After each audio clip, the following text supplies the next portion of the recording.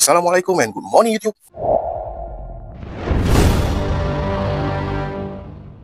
So hari ni aku nak servis aku punya Y16 ni. Aku ada kemuskilan kat sini. Aku ada beli minyak hitam Motul 7100. So ni yang lama lah, yang lama 3 bulan lepas aku pakai. So ini yang baru. Cuma yang lain dia viscosity dia lain lah. Yang ni 15-50, yang satu lagi baru ni 10-40.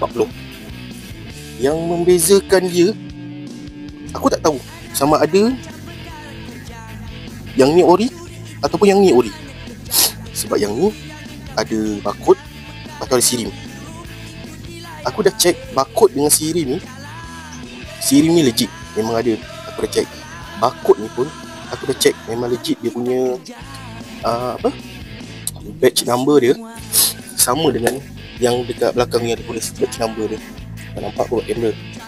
So yang ni yang lama aku pakai. Aku tak tahu yang sebenarnya yang ni ori ke ataupun yang ni ori.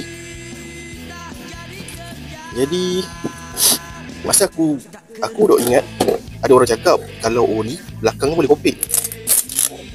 So ya, boleh kopek, ori lah kot. Dan yang ni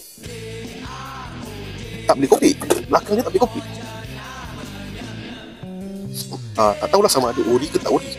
Tapi dia punya nombor lot nombor lot pula, nombor batch dengan sirim dia sama dengan belakang ni. Memang legit.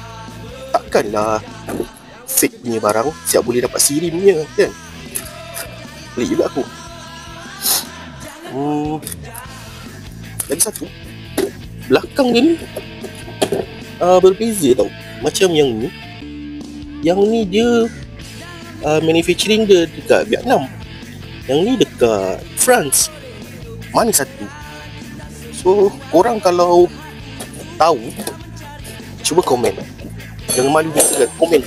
Kita sama-sama belajar. Ataupun Motor Malaysia boleh shout out untuk clarify benda ni ori ke tak ori ke, ini packaging lama ke, ini packaging baru ke. Seriously aku pun tak tahu.